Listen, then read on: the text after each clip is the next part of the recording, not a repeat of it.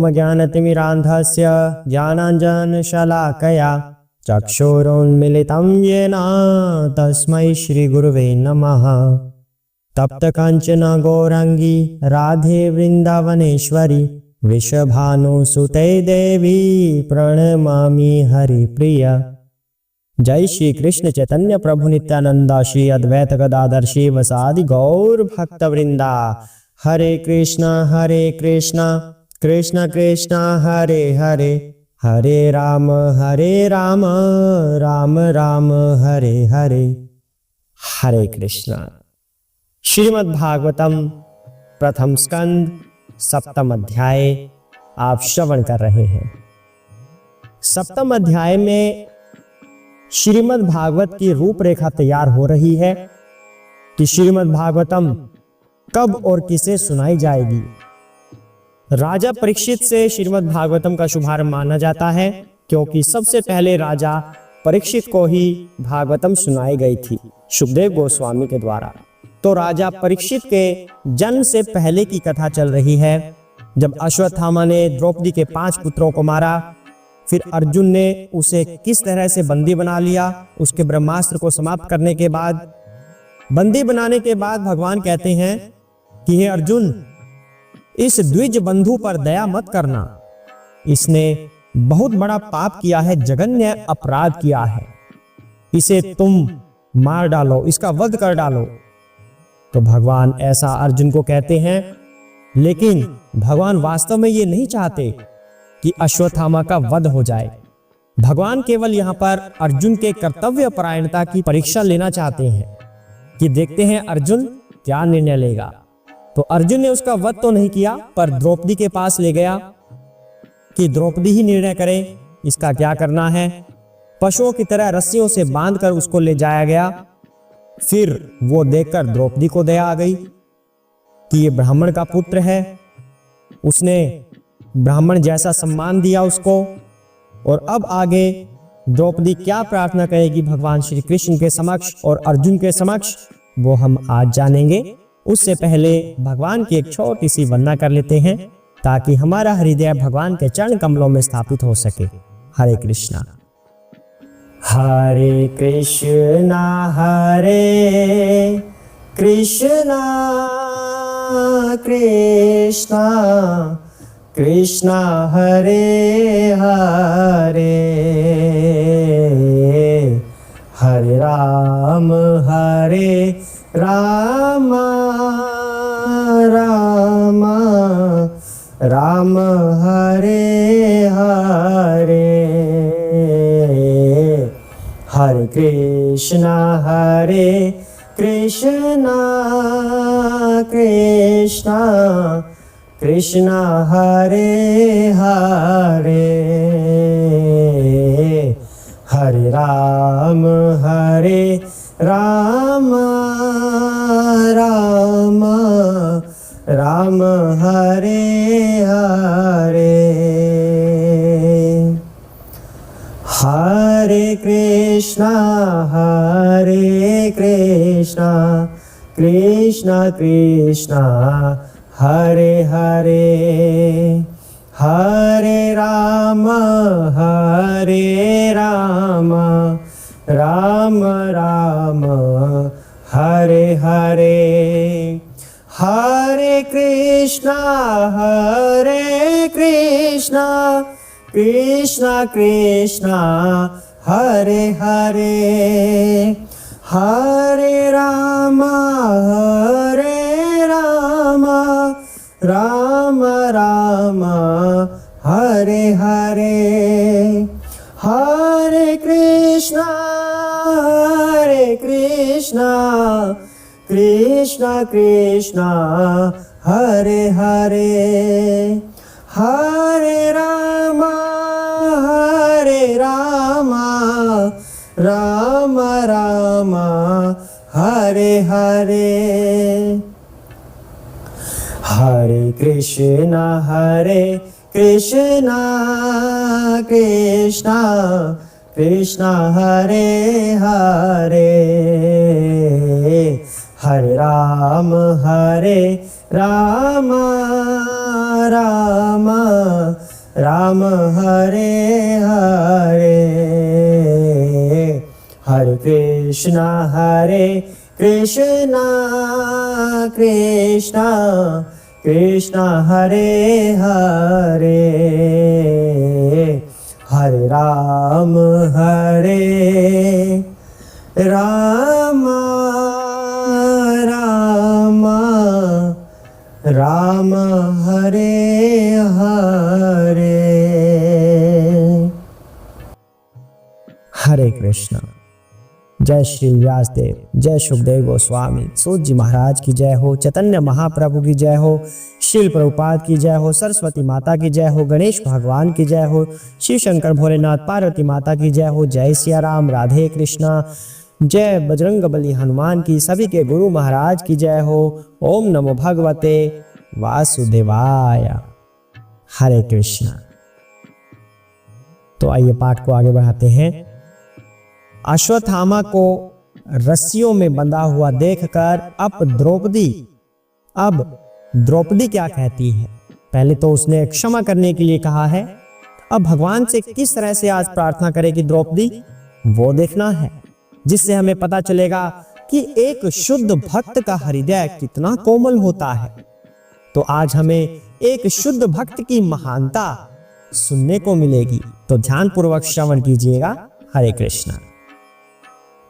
उवाच च असहान्ति अस्या बन्धन आनायानाम सति मुचयताम एषः ब्राह्मणा नितराम गुरुः। हरे कृष्णा। वह अश्वत्थामा का इस प्रकार रस्सियों से बांधा जाना सह न सकी और भगवत परायण स्त्री होने के कारण उसने कहा, इसे छोड़ दो, क्योंकि यह ब्राह्मण है, हमारा गुरु है। हरे कृष्णा। यहां पर बताया जा रहा है कि द्रौपदी एक शुद्ध भक्त है, तो वह अपने ही पति के जो गुरु हैं द्रोणाचार्य जी, उनके पुत्र को गुरु के रूप में ही देख रही है कि वह गुरु पुत्र है, ब्राह्मण है, तो इस तरह से उसे बंदी नहीं बनाया जाना चाहिए। हालांकि इस बात का अर्जुन को भी पता है, श्री कृष्ण तो पहले ही सब कुछ जानते हैं। तो यहाँ पर श्री कृष्ण द्रौपदी और अर्जुन दोनों की परीक्षा ले रहे हैं कि आखिर ये क्या निर्णय लेंगे। शुद्ध भक्त की भगवान ऐसे ही परीक्षा लेते हैं। अर्जुन को पहले से ज्ञात है कि वह ब्राह्मण का पुत्र है, तो भी अर्जुन ने और श्री भगवान ने उसकी भर्त्सना की, क्योंकि जो ब्राह्मण होता है, जो गुरु होता है, गुरु को आचार्य भी कहते हैं। और आचार्य किसे कहते हैं? जिसने बहुत से शास्त्रों को आत्मसात कर लिया है। श्रीमद् भागवत, श्रीमद् भगवत गीता, इस तरह के शास्त्रों को आत्मसात कर लिया और दूसरों को भी, अपने शिष्यों को भी धर्म के मार्ग पर चलने के लिए प्रेरित करता है और स्वयं भी धर्म के मार्ग पर चलता है। लेकिन अश्वत्थामा ने यहां पर ऐसा कुछ नहीं किया। अश्वत्थामा अधर्म के मार्ग पर चला हमेशा, और अभी भी उसने अधर्म ही किया है, तो उसे एक ब्राह्मण नहीं कहा जा सकता। वह योग्य ब्राह्मण नहीं है, उसने ब्राह्मणत्व का कोई भी कार्य नहीं किया, तो इसलिए भगवान उसे दंडित करने के लिए कह रहे हैं बार बार। लेकिन द्रौपदी एक शुद्ध भक्त होने की वजह से उसे छोड़ देने के लिए प्रार्थना करती है। यह एक शुद्ध भक्त का हृदय होता है। लेकिन गुरु महाराज कहते हैं, एक शुद्ध भक्त को भी इतना विवेकशील होना चाहिए कि वह सही निर्णय कर सके। किसी को भी गुरु के रूप में स्वीकार वह न करे, क्योंकि पाखंडी भी बहुत होते हैं कलयुग में। कोई इस तरह के वस्त्र डालकर आ जाता है जिससे वह ब्राह्मण लगे, लेकिन शुद्ध भक्त को हर किसी के प्रति दया नहीं दिखानी कि किसी को भी वह गुरु स्वीकार कर ले, किसी को भी ब्राह्मण रूप में स्वीकार कर ले। तो इतना विवेकवान उसे अवश्य होना चाहिए। हाँ, शुद्ध भक्त का हृदय कोमल होता है, यह सत्य है। सभी जीवों के प्रति दया का भाव रखना उचित है, लेकिन पाखंडियों के प्रति ब्राह्मणत्व स्वीकार कर लेना यह उचित नहीं है। आगे द्रौपदी और क्या प्रार्थना करती है वह जानते हैं। यह द्रोणाचार्य की कृपा थी कि आपने धनुष बाण चलाने की विद्या तथा अस्त्रों को वश में करने की गुप्त कला सीखी। हरे कृष्ण। तो द्रोणाचार्य वैसे तो ब्राह्मण थे, लेकिन अस्त्र शस्त्र सिखाने में भी निपुण थे।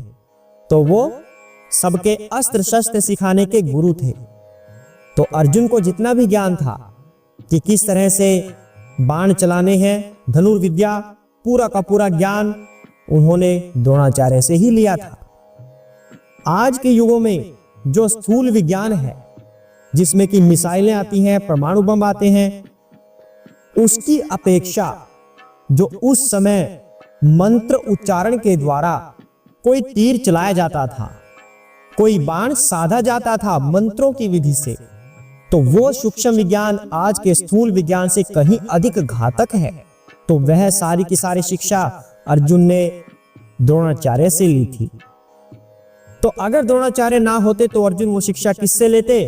तो अर्जुन द्रोणाचार्य के शिष्य हैं, उनको चलाना भी द्रोणाचार्य से सीखा और उनको निष्क्रिय करना भी अर्जुन ने द्रोणाचार्य से सीखा था। तो उसी द्रोणाचार्य की दुहाई देकर द्रौपदी यहां पर कह रही है कि उसी द्रोणाचार्य का पुत्र है अश्वत्थामा, आपके गुरु का पुत्र है, तो गुरु के नाते इसे छोड़ दीजिए। ऐसा द्रौपदी बार बार आग्रह कर रही है। तो यहां पर एक प्रश्न और उठ जाता है, जब द्रोणाचार्य ब्राह्मण थे तब वो सैन्य विज्ञान सिखाने वाले प्रशिक्षक कैसे बने? तब वो धनुर्विद्या सिखाने वाले गुरु क्यों बने, जबकि वो तो एक ब्राह्मण थे और वो क्षत्रियों का काम है? तो यहां पर बताया जा रहा है कि ब्राह्मण का कार्य होता है शिक्षा देना, और वह शिक्षा किसी भी चीज में हो सकती है, विज्ञान में, अस्त्र शस्त्र विद्या, धार्मिक शिक्षा, भगवान के प्रति शिक्षा। तो ब्राह्मण का कार्य शिक्षा देना होता है। तो अस्त्र शस्त्र की शिक्षा देकर वो अपने ब्राह्मणत्व का ही पालन कर रहे हैं। लेकिन अश्वत्थामा ने ऐसा कुछ नहीं किया था, इसलिए अर्जुन अश्वत्थामा को दंडित करना चाह रहे हैं और द्रौपदी उसको छोड़ने के लिए आग्रह कर रही है। आगे जानते हैं। अपने पुत्र द्वारा प्रतिनिधित्व किए जाने के कारण वे द्रोणाचार्य अब भी निश्चित रूप से विद्यमान है। उनकी पत्नी कृपी सती नहीं हुई क्योंकि वे पुत्रवती थी। हरे कृष्णा। द्रौपदी अलग अलग तर्क देकर कह रही है कि इसको मत मारो, इसको छोड़ दो। अब कह रही है कि जो इसकी माता है, कृपी नाम है उसका, कृपाचार्य जी की बहन है, तो उसका नाम कृपी है, जिसका विवाह द्रोणाचार्य से हुआ था। तो कह रही है जो कृपी है कि वो पतिव्रता होने की बजाय पुत्रवती है। जब वह पुत्रवती होती है तब वह केवल नाम की विधवा होती है। तो यहां पर गुरु द्रोणाचार्य के जाने के पश्चात भी जो कृपी हैं वो पुत्रवती हैं। तो निश्चित रूप से अश्वत्थामा गुरु द्रोणाचार्य का प्रतिनिधित्व कर रहा है। इसका मतलब द्रोणाचार्य स्वयं विद्यमान ना होते हुए भी अश्वत्थामा के रूप में विद्यमान है। तो किसी भी तरह से न्याय संगत नहीं है कि एक गुरु पुत्र की हत्या की जाए। आगे कहती हैं, हे धर्म के ज्ञाता परम भाग्यशाली, यह आपको शोभा नहीं देता कि आप सदा से पूज्य तथा वंदनीय गौरवशाली परिवार के सदस्यों के शोक का कारण बने। एक सम्मानित परिवार और एक गौरवशाली कुल, उसका केवल अपमान करना ही दुख का कारण हो जाता है और आप तो इसकी हत्या करना चाहते हैं। यह किसी भी तरह से न्याय संगत नहीं है। तो इस तरह से द्रौपदी बार बार अर्जुन को मना कर रही हैं कि इसका वध ना किया जाए। तो द्रौपदी के बार बार कहने पर आगे अर्जुन और श्री कृष्ण क्या करेंगे वह हम कल जानेंगे। द्रौपदी अभी और भी तर्क देने वाली है, क्यों उसको छोड़ दिया जाए। द्रौपदी और भी तर्क देगी, तो ध्यान पूर्वक श्रवण करते जाइए। यहां पर हमें पता चल रहा है कि एक शुद्ध भक्त का हृदय कैसे होता है, शास्त्रों के अनुसार चलने वाले भक्त का हृदय कैसे होता है, अपने धर्म का पालन करने वाले शिष्य का कर्तव्य क्या होता है, उसका हृदय कैसे होता है। जहां पर हम कलयुग में देखते हैं कि कोई भी अपने स्वलाभ के लिए किसी को भी धोखा दे सकता है, किसी के प्रति भी अपराध कर सकता है। 1 मिनट नहीं लगता उस अपराध को करते हुए। वहीं पर इसी कलयुग में ऐसे शुद्ध भक्त भी विद्यमान हैं जो स्वयं कितनी भी तकलीफ क्यों ना सहन कर ले, कितने भी कष्ट क्यों ना सहन करे, लेकिन अपने धर्म का मार्ग नहीं छोड़ेंगे। अपने लाभ के लिए किसी दूसरे का अपमान नहीं करेंगे, किसी दूसरे को कष्ट नहीं पहुंचाएंगे। ये एक शुद्ध भक्त की पहचान है और इसी से हमें भी सीखना है कि हमें अपने धर्म पर चलना चाहिए। लेकिन बार बार आपको एक बात याद दिलाई जा रही है, विवेकशील होना अनिवार्य है। किसी भी व्यक्ति को ऐसे ही ब्राह्मण स्वीकार न करें। इतना ही करते हैं आज। हरे कृष्णा। ओम नमो भगवते वासुदेवाय।